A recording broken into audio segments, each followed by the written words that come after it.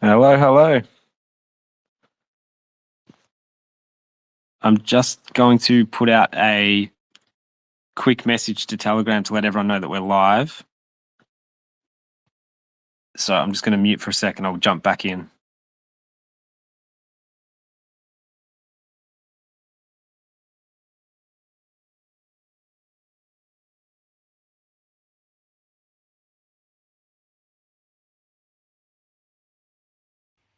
You muted yourself.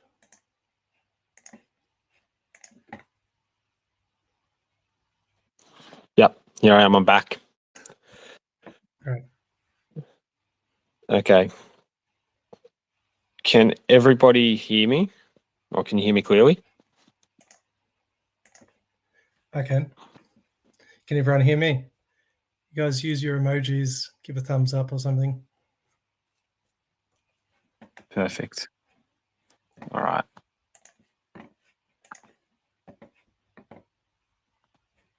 Cool. I'm just going to grab this link and drop it in Telegram. Let everyone know we're live. So by the way, that's Meta on the Peapods account. All right. So welcome everyone. So this is obviously our very first community call that we've done as a project. As Intern mentioned, this is Meta speaking from the Peapods main account. Really excited to be able to bring a call together. I know it's something the community's been asking for quite a while, and it's just really nice to be able to bring something focused solely on us as opposed to a shared space with Arbitrum or Layer Zero or anything like that. I think I just want to, whilst I think everybody that's on the call right now is probably already well and truly aware of Peapods, what we are and how we work, I'm still going to give just a really quick introduction to what we are and what we do, just in case there's anyone on the call who doesn't know the protocol or anyone that tunes in after the fact that wants to know a little bit about what we do. So going from the beginning, Peapod started back in December 2023. And we introduced a new primitive known as volatility farming to the DeFi space. So what volatility farming and Peapods does is we actually allow any user to wrap any liquid asset into a pod, and pods act a bit like vaults. So the assets that are wrapped into a pod are always claimable at any time, and there's a small wrap or unwrap fee that's applied to entering and exiting a pod. This fee is also used to incentivize the liquidity pool, as well as to help drive the token value of the pod token up against its underlying assets. So there's two things that occur as a result of every time someone wraps or unwraps into a pod. And what that is that value goes back to those who passively hold the asset, and value also goes back to those who provide liquidity, which enables the asset to be traded. Because the asset can be traded, that means that anytime the price of the underlying assets move, because the pod is paired against its own liquidity pool, the price does not move. And that presents an opportunity for someone to come in and arbitrage and secure a profit on the price difference between the pod token and its underlying collateral.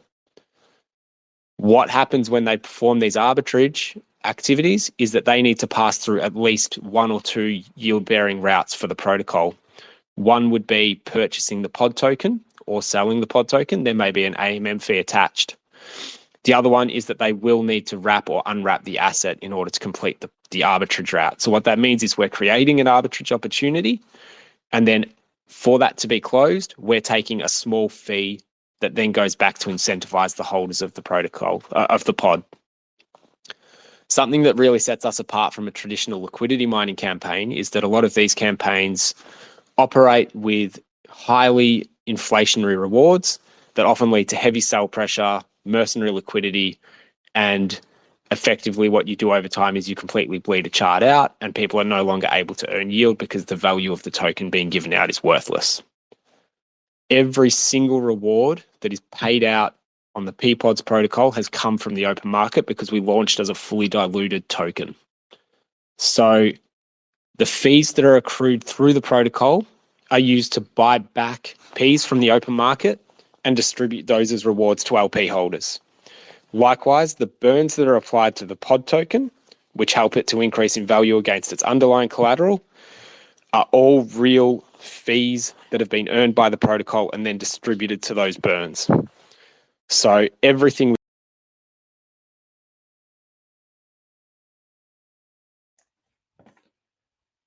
Is it just me? P's to drive the sell pressure. Sorry, you cut out better, I think. Am I back? Yeah, you're back now, yeah. Okay, how much did you miss? Not too much.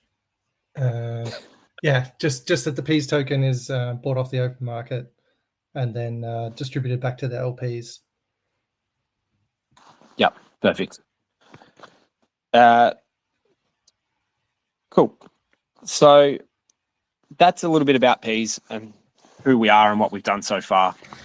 So, well, just quickly, I think what else might have got missed there is that another portion of the fees is used. So the fees is always taken in whatever the pod token is. So the synthetic derivative of whatever asset is in the vault. That's the denomination of the fee. And before it's used to rebuy Peas tokens to pay the LPs their yield, some of those P tokens can also be burned. And what that means is you have far fewer receipts in circulation for the amount of assets that are underlying in the vault. So it sort of increases its weighting per vault asset that it has, which means that, yeah, the value of that pod token is actually appreciating over time with respect to the asset in the vault. So we're creating like a yielding derivative just naturally funded by the volatility of that coin. Yeah, perfect. That's actually a really, really good thing to have brought up. There'll be a little bit more information on why as we go through the call. I wanted to also touch on a little bit about what we've managed to achieve so far in our first 3 to 4 months of the protocol being around. So we've been extremely successful in bringing something new to market that otherwise hasn't existed. It's something that a lot of people view as being really complex, yet we view it as a really simple idea that we've just managed to execute well. And so what we've actually achieved is we've been able to have almost 100 pods permissionlessly created through our platform across 2 chains. We've reached all-time high in non-Peas TVL of over $30 million, and we're sitting just around $30 million right now. We also are sitting at about 50 million as total TVL, including Peas, which is only about 20% down from our all-time high, which, considering Peas token does make up roughly 40% of our TVL right now, and we are on a bit of a retrace. I think that, as soon as that turns around, we're going to be looking at all-time highs very, very quickly across the protocol. The other most exciting part, which has come through just this week, in fact, just in pretty much the last 24 hours, is that we've passed the screening process for the Arbitrum grants process. So I cannot overstate how excited I am about this. Like, this is something that we worked really hard for because we view it as something that really unlocks something special for Peas. As we've said, every bit of revenue that comes out of the protocol currently and goes as a reward to incentivize LPs is generated through the protocol. Being able to incentivize $540,000 of additional rewards paid out in a token other than Peas over a 12-week period is a huge, huge boost to what we can unlock in terms of generating liquidity and, by default, generating more arbitrage opportunities to the protocol. So I think I saw some discussions within the channel yesterday saying that on average, the top 5 pods are going to be emitting something like 200% APR just in ARB tokens over the 12-week period.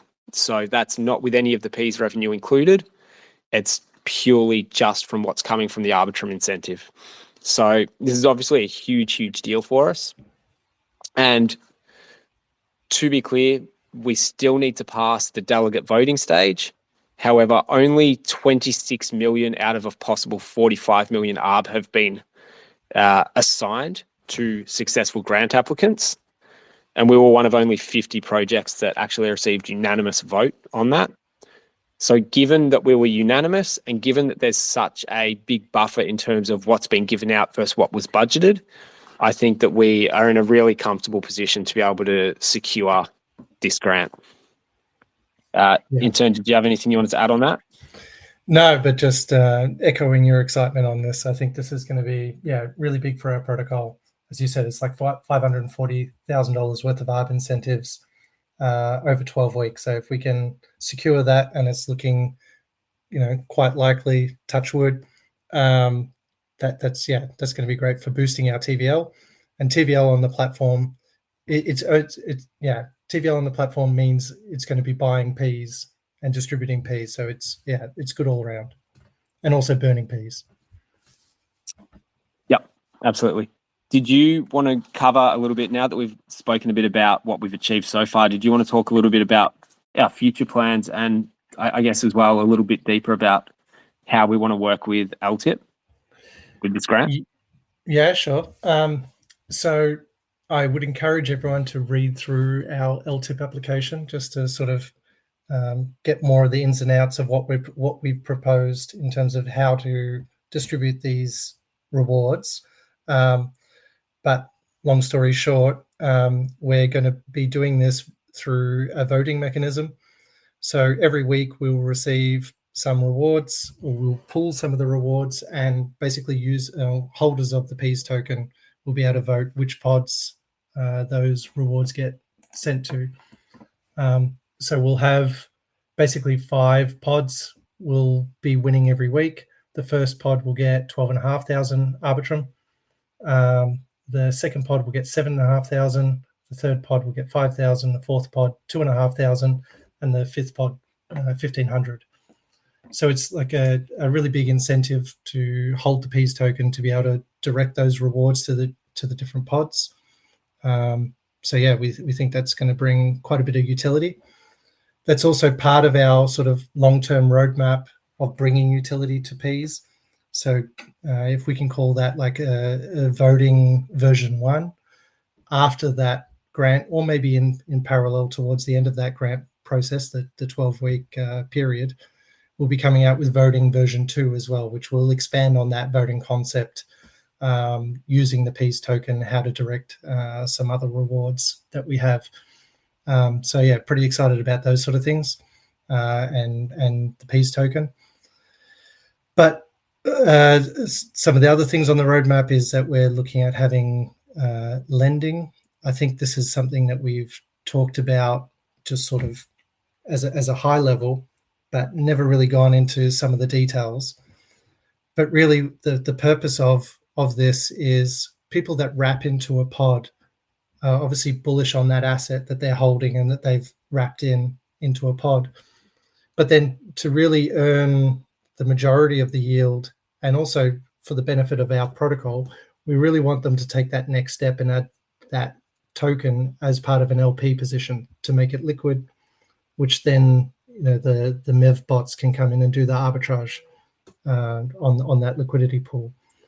But taking that second step after wrapping has always been a bit of a barrier to entry for users, in that they're bullish on this one token, but now they need to have a second token that they pair with that and add as LP, and they may not be bullish on this other token. So it could be DAI is what we use on mainnet, but also POM, and ETH we also offer.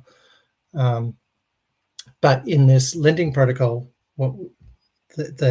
as a high level, the concept behind it is that users will be able to add the receipt of the liquidity position, which is we call it the SP token on our system. So it's a staked receipt, LP receipt. So use that as collateral to effectively borrow the paired asset. So in doing that, they basically don't need to hold that paired asset. They're borrowing it, and it just means that they're long the other asset in that pair. So when the pair goes up, that's good for the user, and when the pair goes down, they'll have to cover that loss in terms of the impermanent loss of the position. So from our protocol perspective, lending using an LP receipt is very safe, because effectively half the position is collateralized by the pairing asset itself that you've borrowed and then added to the LP and then put up as collateral. So it's really only the impermanent loss that we're concerned with. So it's highly unlikely that a user would get liquidated in that case, but it's a very powerful mechanism in that they can basically have very high capital efficiency to add LP and earn P's rewards. It's sort of a bit complicated to explain sort of without posting up images or whatever, but if I could give like a brief example of someone that started with, let's say, $50,000 worth of Bitcoin, they would then borrow $50,000 worth of DAI, or whatever the pairing is going to be, to make a $100,000 collateral position. So they're now earning P's yield on a $100,000 collateral position, but their debt is just $50,000. So effectively, the interest rate on the debt token on the paired asset, in this case $50,000 DAI, can be almost double what the yield is in P's, and that would still be a profitable endeavor because they're earning yield on 100 grand, but only paying interest on 50 grand. So yeah, part of that as well is in our UI, in our website, we want to make that as seamless as possible. So as soon as you wrap in with your asset, it'll basically just be a button there that you can click to add LP in one click. It'll do all the behind the scenes, posting up the collateral, borrowing the position, adding it to LP, like all that will be abstracted away, all that complexity. But you'll just see there that, hey, you can earn X% yield on your token just by clicking this button effectively. So as a high level, that's what we really want to move towards, and we've been working on this lending for quite some time. There may be, or there's likely to be, still a version 1 and a version 2 of this, much like the voting for the P's token, as we progress, because it can start to become quite a complex system. So we're looking at sort of releasing it in phases. But yeah, the lending contract is probably what I'm most excited about and what I spend most of my time working on. There may be some partnerships involved there as well. So we're in talks with lots of different lending protocols to facilitate this for us, that we don't have to go it alone. Obviously, it is something that we can do by ourselves, but we feel integration with other protocols has a net benefit, for cross-pollination of users and exposure. But it's from my point of view really going to open up a lot more TVL onto the platform, which generates more yield, which generates more P's, buybacks and burns, and just eliminates a lot of the barriers to entry for users. So yeah, I'm excited on that. Yeah. So I think if we can sum that up into one really neat benefit, it's effectively, there was a question that was asked by Mino Reed in the Telegram, which was, I really want to ask if and how the team is going to address the problem of people providing mostly single-sided liquidity, but the stable side will be needed. So I think this sufficiently answers, yes, we are going to address it, and yes, we are addressing it. The benefit is effectively it allows a user to be able to deposit one side of the liquidity pair and remain 100% of that position being exposed, whilst also doubling the amount of LP that they're providing. So they're going to be earning APR on twice as much as what they're actually depositing. Yeah, that's about it. Sorry, my explanation was way too technical, probably. I should have kept it to the high level like that. But there's also some really exciting innovations in amongst it, and that's why I'm very passionate and excited about it. But yeah, I'll leave those for when it's fully fleshed out and we've got something to formally announce. But yeah, I think it's going to be a very exciting part of the protocol. So yeah. Yeah, awesome. Cool. So looking forward as well, beyond that, there's some other stuff that we've got that I think we might be willing to discuss a little bit about if you wanted to share. Yeah, so also on the roadmap, we are looking at, this is something that's been in the roadmap for quite some time and has been suggested by community many times in the past, but opening up using Peas as a pairing asset. So yeah, I mentioned at the moment we have assets like DAI, Peon, Ethereum on Arbitrum.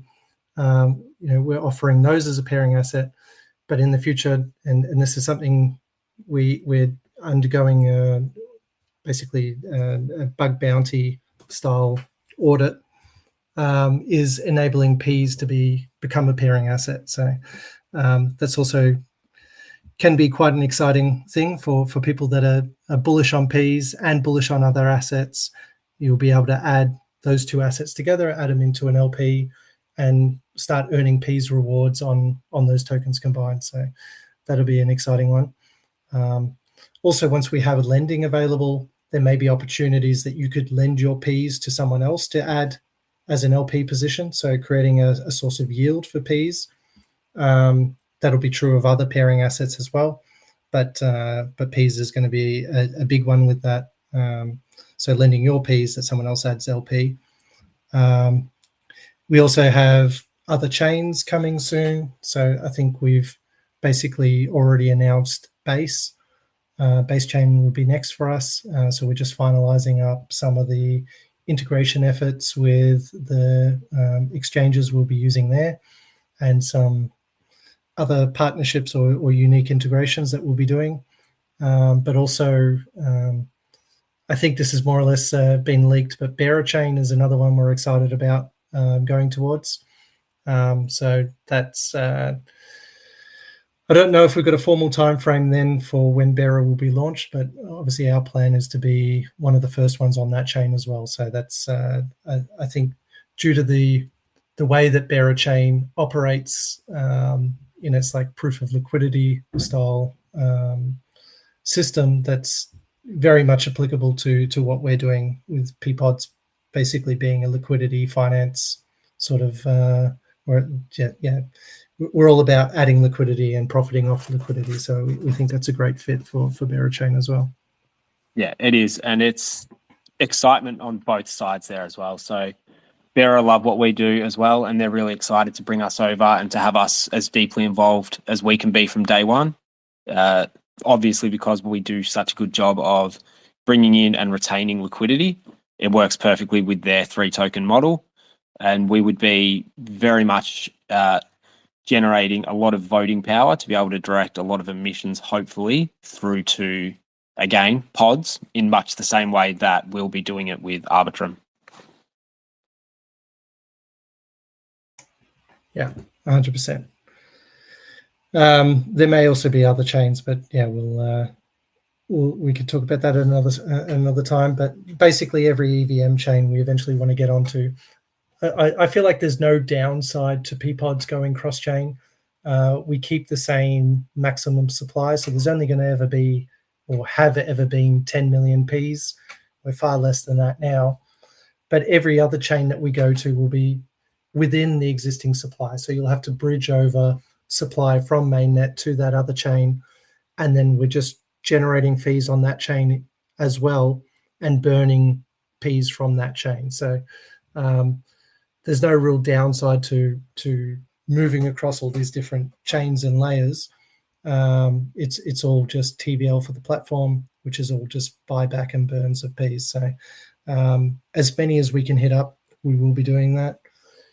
Where there's grants involved as well, where we'll be looking at those and trying to get in on those, especially once we prove out the success of that a grant can have for our platform, hopefully through this Arbitrum LTIP grant. Hopefully that we can use that as a bit of a showcase to these other chains as well, because as Meta said, once we get liquidity, it tends to be very sticky in our system as well. So really great for chains that are looking to build liquidity, build TVL, our platform can really help with that. So, yeah, excited about our cross-chain futures as well. Yep.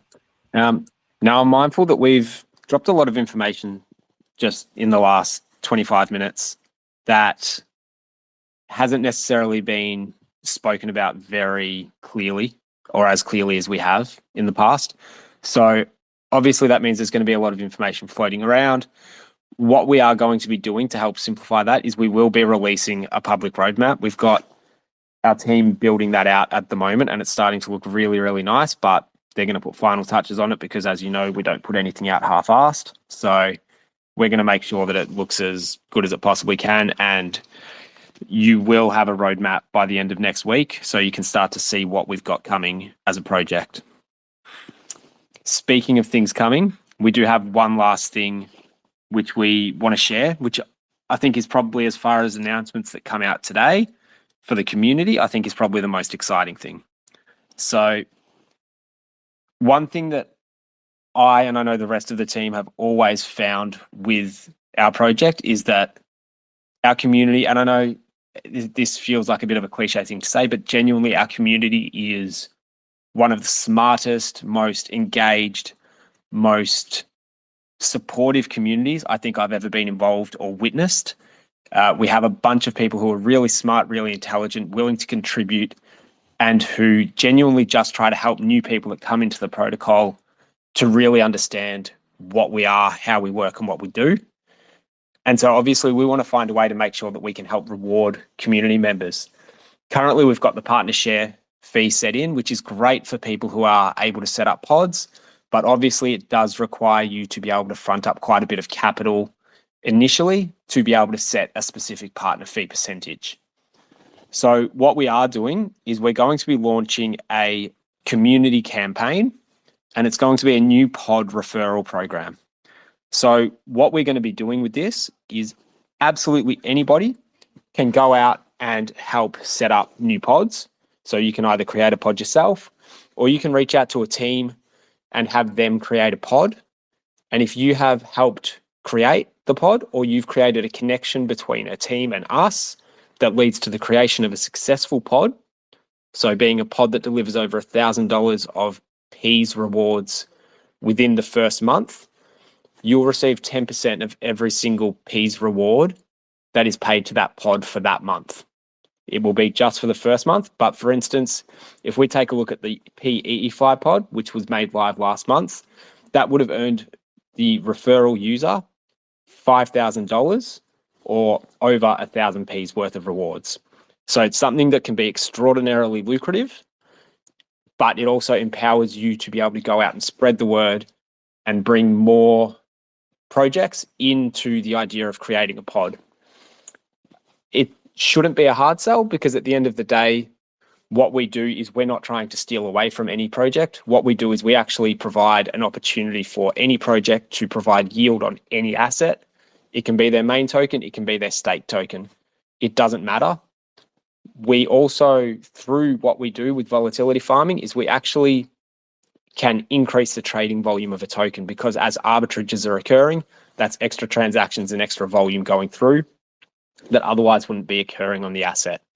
And the final thing, which is probably the biggest thing for projects, is we're providing them a way to incentivize community liquidity without having to run an expensive liquidity mining campaign like I mentioned at the start. So this means they don't need to put out emissions for tokens. They don't need to do things that are going to cause sell pressure. But at the same time, if they decided that they wanted to provide incentives to help boost the rewards of the liquidity of that pod, that's something they can speak to us and we can work on whitelisting and allowing assets to be deposited as additional rewards as well. So this is something really exciting. This gives power back to the community, and it allows you guys to go and advocate for P's, but also for you to earn by doing it without having to front up big amounts of capital for the pleasure. Intern, was there anything I missed there? Yeah, I just wanted to make clear that this is going to be in addition to the partner fee that we have on the pod, so that will still remain. But yeah, so what Meta was saying about, stumping up some capital up front, the way that one works is for you to be able to be eligible to get that partner fee, you need to put $20,000 worth of LP per percent that you delegate back to yourself, or you could delegate it elsewhere. But typically, you know, that means you have to come in with a certain amount of size to make that one relevant. What this new program does, it enables anyone just to come in. You can make a pod, or you could, you know, bring a team to us or to the protocol to add a pod, but you don't have to put up any capital. All you have to do is sort of lead to the creation of the pod, and then you can be rewarded. And the more successful the pod is, still the more you can earn. So, you know, it has that base limit that we want it to earn at least $1,000 in its first month. But anything above that, well, anything in general, so it includes the $1,000, that you will earn 10% of whatever the pod fees are. So it's still in your interest to get as many people into the pod, make it as successful as possible, because you're still going to profit from that.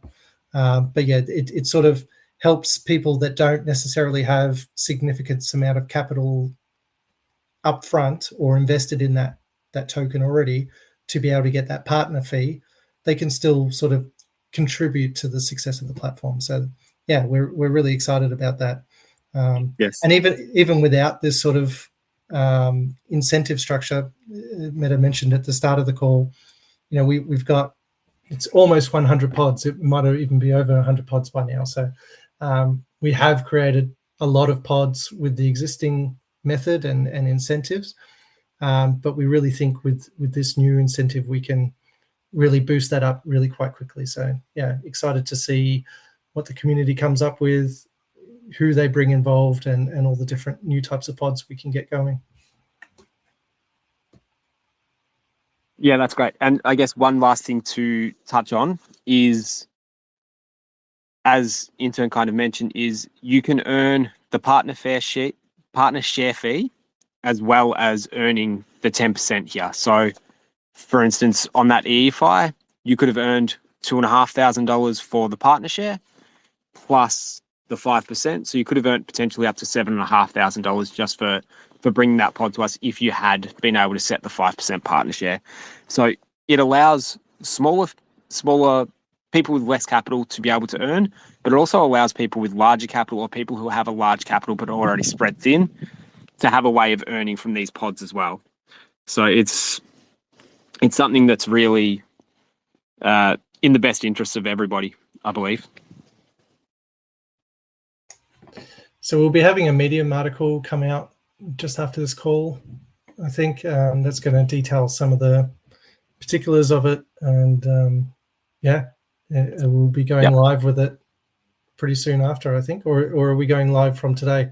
We can go live from now with this. And so the final thing I will say on it is that I sort of forgot is there's no limit to how many pods you can bring in. So if you bring in 10 EFIs and you end up making 50 grand in a month, that's great, because that means that we've also made, 10 times that in revenue. So this is exactly what we want. We're not afraid of someone bringing in large amounts of successful pods. This is exactly what we want. So we will be willing to back this and support this, and as much as you guys can do to bring stuff in, we're going to be here to support and help feed that through the line as well. I think we're probably at the stage where we can open up for community questions. I don't know why, but I'm not able to see the listeners, so I'm not going to be able to nominate anybody, but I'm hoping that as a co-host, you are able to do that. Oh, yeah. I did see someone give a request before, and I was able to accept or deny. So if anyone wants to come up and ask any questions, can you request that, and I'll happily let you up.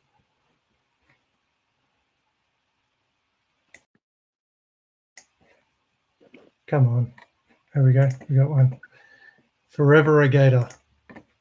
Get up here. Did that work? You're muted. Looks like it.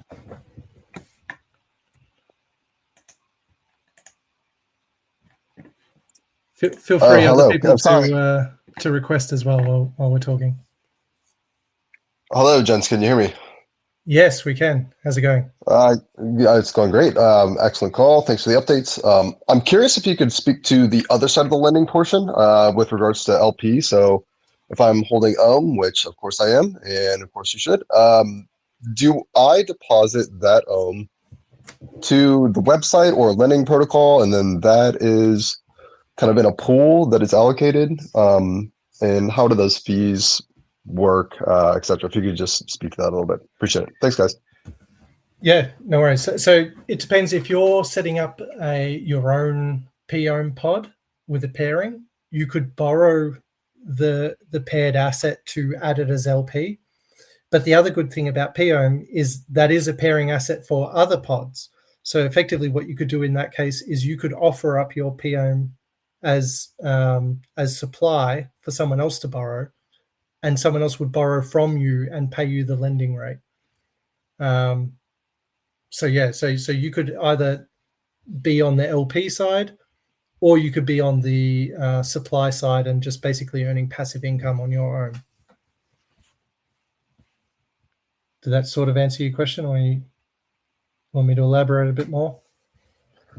In terms of the lending rate, is that where is that coming from, or what is that paid in? Is it paid in the underlying, or? So that would be paid in PO. Okay, excellent. Yep, yeah, that answers my question. And it would be based on the utilization rate. So I did mention that we'd have like a V1 and a V2 of this lending contracts or implementations. So we're still sort of finalizing the details of what each of those look like. But in a lot of cases, let's say it would be an isolated lending contract. So you would need to choose which collateral you would be willing to lend to. So maybe you're willing to lend to the PWBTC pod, which is effectively Bitcoin as collateral, or Rocket ETH pod, or whatever. So you could choose which assets that you'd be willing to lend to, and then anyone in that pod could borrow your asset, immediately put it into an LP pairing, post that up as collateral back to you. So you would be accepting as collateral 50% POM, 50% Bitcoin in that case. So the collateralization is almost of itself, because if they've borrowed, the only thing they can do with borrowing the token is adding it to LP. They can't do anything else with it. So if they've borrowed $50,000 of POM from you, they effectively give it back to you as $50,000 of POM, $50,000 of Bitcoin in an LP pairing. So the risk to you as a lender should be quite low, but it's another way to add yield on top of your POM. So POM is already a yielding derivative of OM, which is effectively a yielding derivative of DAI, because its treasury is mainly SDAI, as you know. And now from that double yielding derivative into POM, you can earn additional yield by lending it out. So it's just adding more utility to POM as well, and extra sources of yield. You also mentioned, you asked where would this occur? Would you have to go to a lending platform? You could, if we integrated it with a third party, and as I mentioned, we're not at the point of announcing how we're going to provide this function yet. But even if it was available with a third party, the idea would be to have it all done on our website in the easiest way. So after you've wrapped into POM, it'll then just give you the option, do you want to supply this for yield? You'll earn another 10% on your POM, and you could just click that button and it'll automatically supply it. That said, if it was implemented by a third party, if you went to that third party's website, you would also see the pairs there. So you could do it through either platform. Excellent. Okay, that makes more sense. I think I have one follow-up question. So the borrower takes on IL risk. Does the supplier also take on that risk, or are they mitigated in that regard? No, they're always mitigated. So effectively, after the position would be unwound, an LP position, let's say they got liquidated somehow, or it's unwound, whatever, it would unstake the LP position for the POM and the Bitcoin. And if there wasn't enough POM to repay your loan, it would rebalance. It would sell the Bitcoin back into POM, so they had more POM to be able to repay you plus interest. So you're never exposed to the price of Bitcoin going up or down, as long as it doesn't incur bad debt. And I don't want to scare you here because I think the bad debt is extremely unlikely in this case. But you will always just get back your POM plus the interest rate, regardless. So it becomes a time-based thing. You don't care about the price of Bitcoin if it goes up or down. Yeah, you'll basically always get back your POM plus interest. That is excellent. That's all I have. Thanks. I appreciate it. Yeah, no worries. Thanks for coming up. We do have another request, so I'll bring them up too.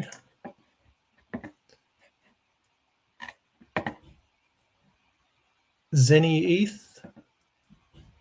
Are you there? Hello, can you hear me? Yes, we can. All right. Yeah. Thank you for setting up this call. I really am excited about this lending features that we have coming out. Have a lot of POM I can put to work. But I did want to quickly touch on launching to new chains. I was curious, how would the team manage starting the liquidity for the new markets as we started it for ARB? Is there some sort of allocation to start for Base, Bera, and so on? Do you want to take this, Matt, or you want me? Yeah, it's fine. Yeah, that's a really good question. So the plan was always to take a portion of the protocol and liquidity on mainnet and use that over on new chains. So for various reasons, we actually didn't need to do this to fund Arbitrum's liquidity, which was actually a really, really good blessing because it meant we were able to keep liquidity on mainnet for a bit longer, and expansion to other chains doesn't need to be as much being taken out of the protocol and liquidity. At the same time, another approach which we are obviously always going to try and explore as best we possibly can is looking at ecosystems that are willing to help us front up liquidity to list over there. So like Intern mentioned, where we're going to be looking at discussing grants and ecosystem support when we join on other ecosystems, anywhere that they're able to provide some sort of assistance with getting liquidity online, we'll obviously be jumping at those sorts of opportunities as well. But we do have pretty comfortable levels of liquidity on mainnet that we can take small portions of to help seed liquidity elsewhere. Perfect. That answers my question. Thank you. No problem. The other thing that we mentioned earlier, once we enable Ps as a pairing asset, that effectively becomes liquidity as well for the token. So anyone that wants to create a pod and pair it against Ps, let's say it's a WBTC pod or an Ethereum pod, like a Rocket ETH pod, whatever it is, that becomes liquidity for us as well. So if we then, like if we took 500K out of our main liquidity pair and put that on Base, it should be less noticeable. But the other thing is, like, that liquidity is still there. It's not like it's taken away, because across the layer 0 bridge, you can still access that liquidity and do the arbitrage across chain. So if someone's buying on Base, that automatically gets arbed back into our mainnet liquidity and into the Arbitrum liquidity. So all the liquidity all adds up anyway. It doesn't matter which chain it's on. It's just, adds a delay in terms of, you can't aggregate that liquidity at this point in time. You have to buy on one chain, incur the slippage, and then have the liquidity arbitrage across the chain.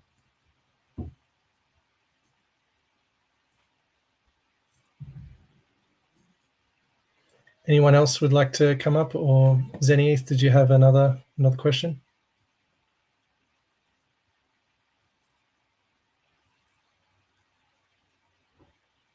That was my only question for now. Okay. All right, great. No worries. Anyone else? Any questions about any of the stuff we talked about? About the new referral program?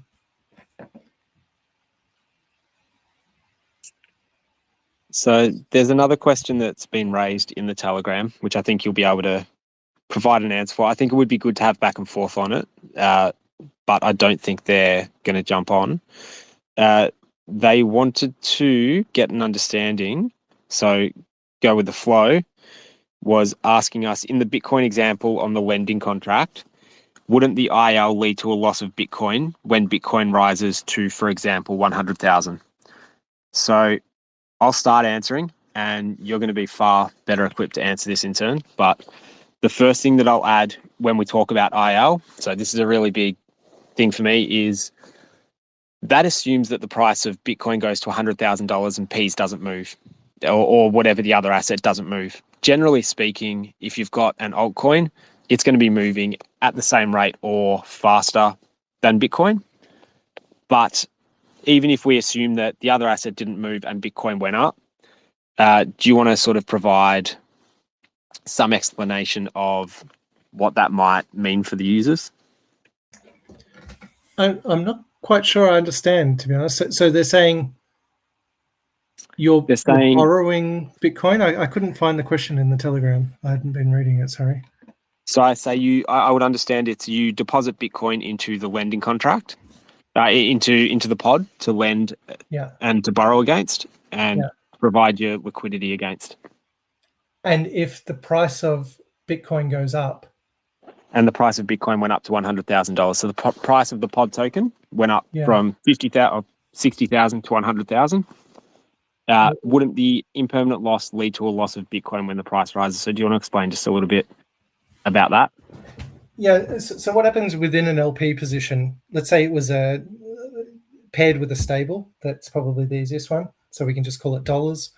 So it starts at 50,000. You've got 50,000 Bitcoin in there, 50,000 USDC, DAI, whatever, some sort of dollars. As the price of Bitcoin goes up, effectively what you're doing is you're pulling Bitcoin out of that LP and you're pushing more stables in. Or is it? Yes. Yeah. Basically. Yeah. So you got less Bitcoin in there, and you got more stables. Your loan is denominated in the stable. So you borrowed $50,000 to begin with to start that position, but now as Bitcoin's going up, you end up with a lot more than the $50,000 in your LP position. So when you decide to unwrap at the end and sell and close the position, you'll have more than $50,000 to repay your debt in USDC, plus you'll have surplus, and then you'll have fewer Bitcoin in there, but it'll be worth a lot more, each one of those Bitcoin, because it's now doubled in price. You could then sell the USDC that you have surplus back into more Bitcoin if you wanted to. But yeah, I don't know what the question is that you'll lose Bitcoin in that case. I mean, you effectively what you're doing is when in any LP position, when the price goes up, it's effectively like your DCA selling out of that position. As it goes up, you're selling some of your position and hedging. It's the same as when the price goes down, it's like your DCA buying that coin. So that's sort of like how you can view it. The other part that I would probably add to that, so in this example, because I think this is where fear starts to come in around impermanent loss, right? Is everybody goes, oh, I might lose on the asset I'm bullish on. Just to be clear, Bitcoin going from 60,000 to 100,000 in an LP is barely, or from the price it's currently at 66,000, it's 50% increase. It's only a 4.7% impermanent loss if an asset 2x's.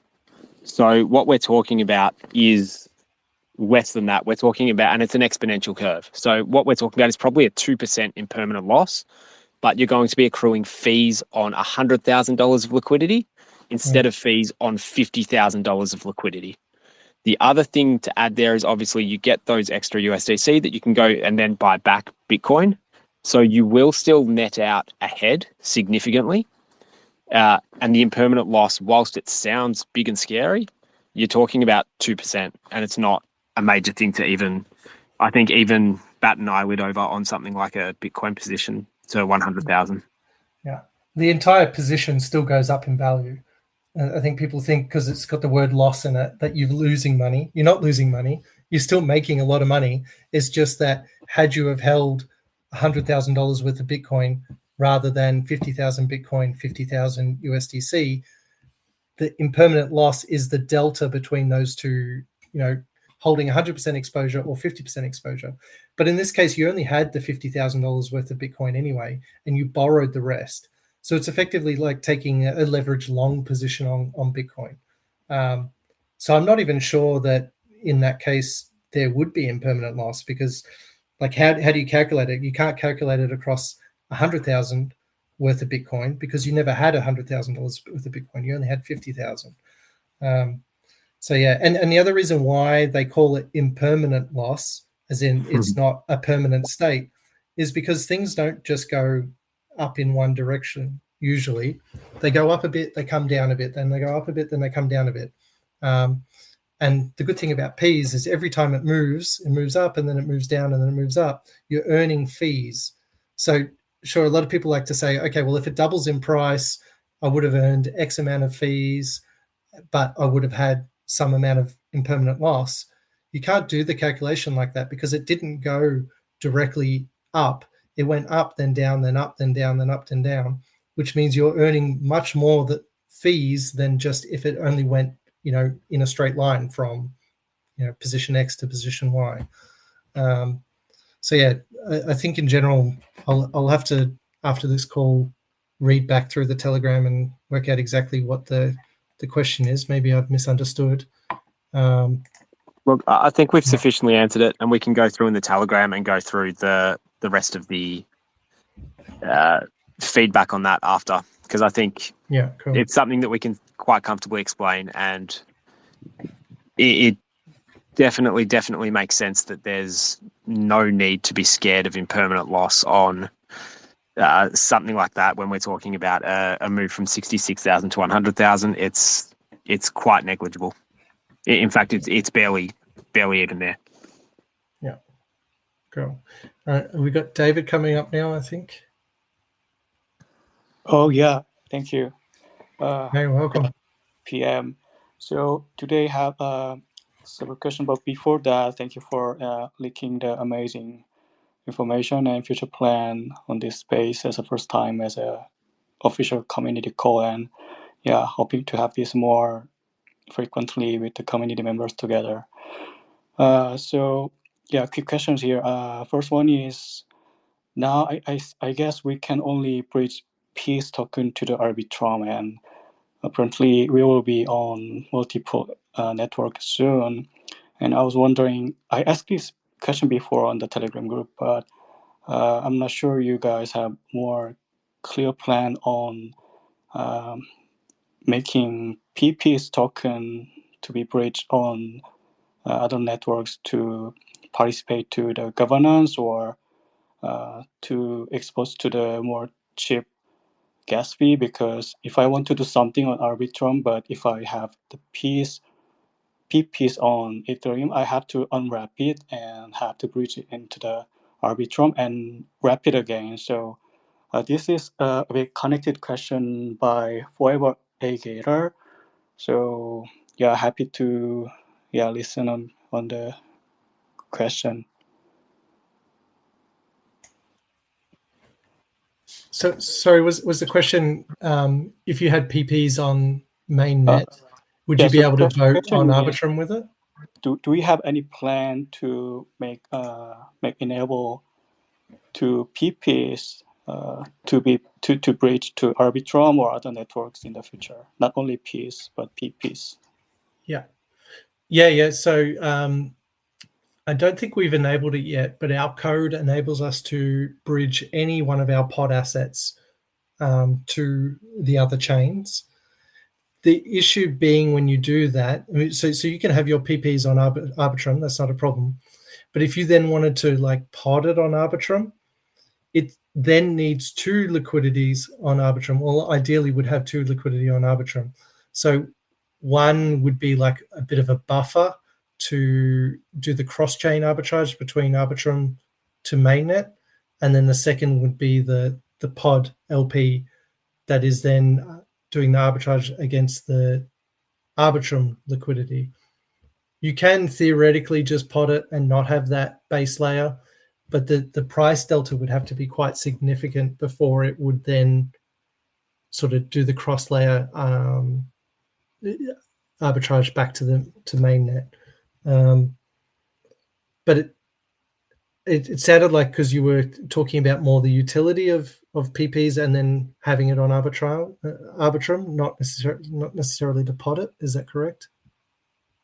My point was, if I want to bridge my PPs on Ethereum mainnet, I have to wrap it and bridge it and wrap it again. So I was wondering if there is any plan to make a feature to bridge PPs token, not P's token. So Yeah. So I think when we think about the use for this, it comes down to one very specific use case, which is, I assume, and correct me if I'm wrong, David, is voting on Arbitrum incentives. Is that right? Yeah, I'm right. That's right. Yeah. Okay, so we've always held off on bridging PPs for the simple fact that as a token to be unwrapped and arbed and everything, it's going to always have to come back to mainnet anyway. So it doesn't make any sense for that. So the only situation, I guess, where it does make sense is for you to be able to vote on the Arbitrum incentives. So one thing that I think was really viewed as an important thing for Arbitrum was that we pull as much of the P's volume that's going toward the voting onto the Arbitrum network as possible. So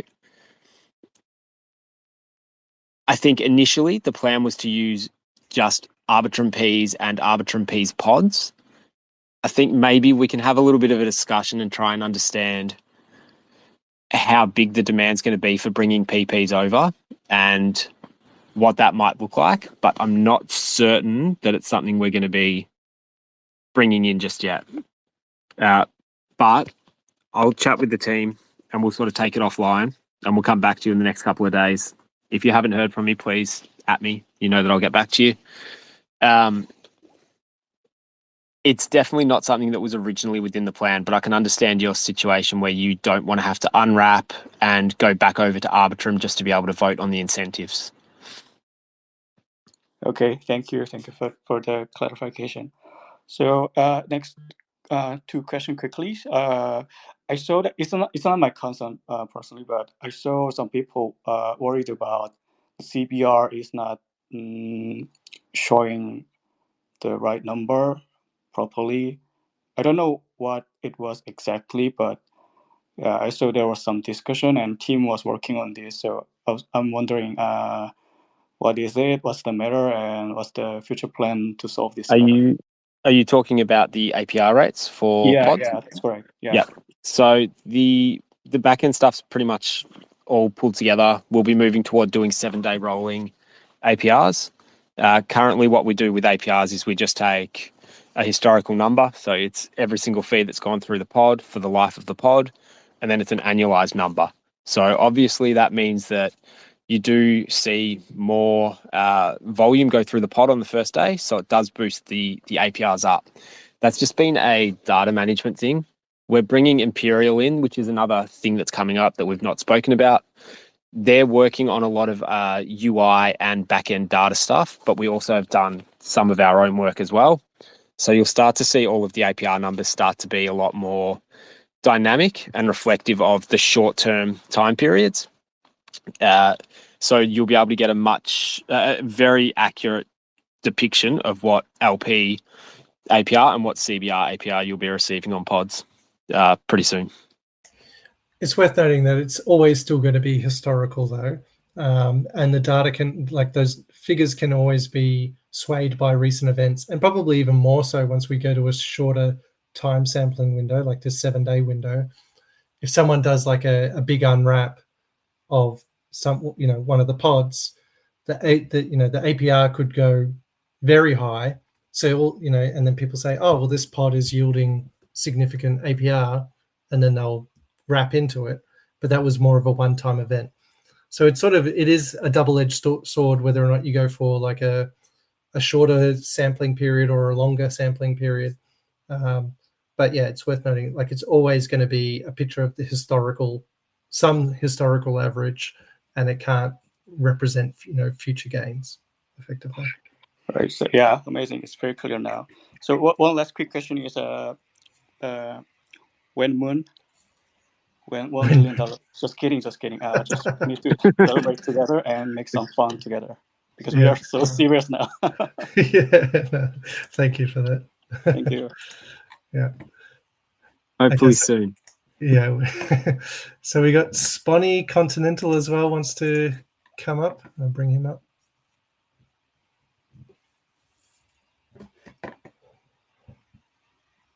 Takes a few moments for it to accept them, it seems.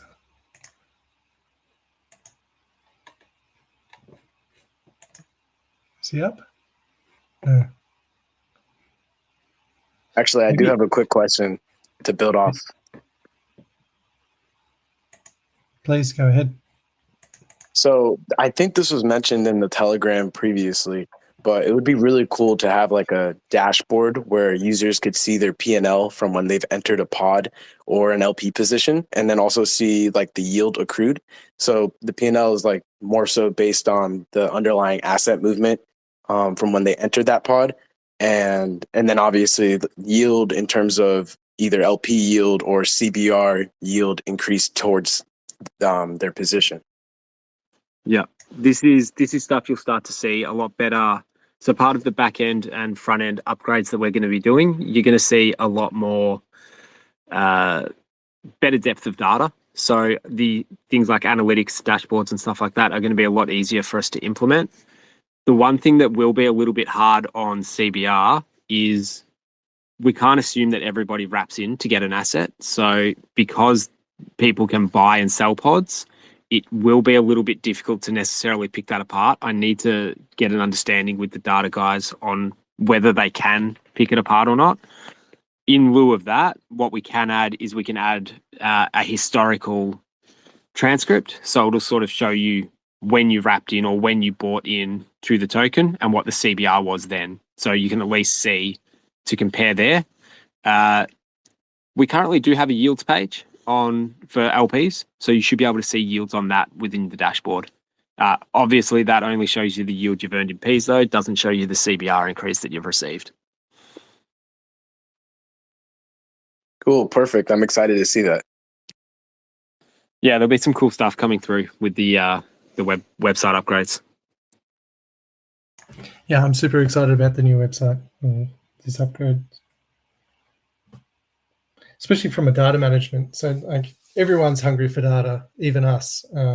So for like evaluating how pods are performing, which fee structures are delivering the best outcomes, that sort of thing. So I think it's going to be very insightful. So looking forward to that. Was Sponny able to connect? I think that he's left because I can't see him in listening, and it won't let me approve him. But if you are here, Sponny, you can try again.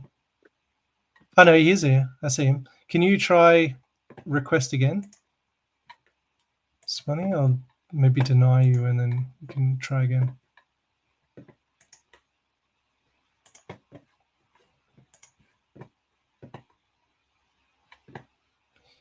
Or maybe I should be able to like click on him and promote him or something, but I don't know how to use this spaces. All right, approving again. See if he comes up.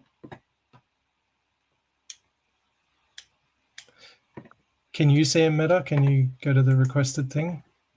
I unfortunately am having some issues with my app, which is bugging out a bit. Doesn't seem to. Actually, I think I've worked out how to promote him. Let's do that. Invite to speak. I'll invite you, Sponny. See if that works.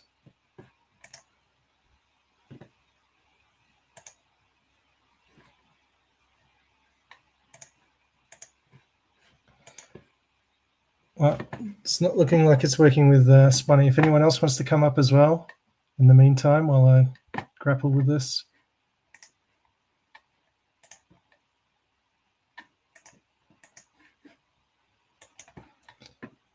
Anyone else want to request to speak? Come on, don't be shy. Otherwise, we might wrap this up. Yeah, I think this has been really good. We've run just over an hour, so I reckon wrap it up. And if anyone's got any questions or anything else they wanted to cover that we haven't gone over, feel free to jump into the Telegram. We'll be around for a little bit longer and able to answer stuff. And obviously the rest of the team will be in for quite a few hours as well. So feel free to reach out with anything you want to go through. Yeah, and sorry, Sponny, you can ask your questions somewhere else, maybe in the Telegram. Be good. Interested to hear what it is that you had to ask, but yeah, technical difficulties couldn't bring you up. Sorry about that. But yeah, thanks everyone for joining and having a listen. And yeah, look forward to continue this discussion and maybe more of these in the future. All right. Thanks, everyone. Thank you, guys. Cheers. Thanks.